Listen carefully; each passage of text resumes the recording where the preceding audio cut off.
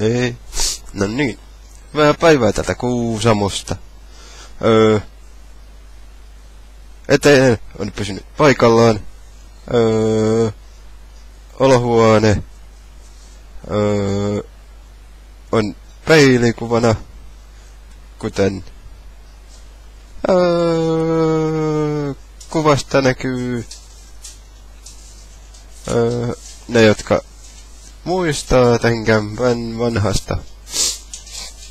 Niin siinä on nyt sitten uutta kuvaa. Kiitos ja kuulemiin.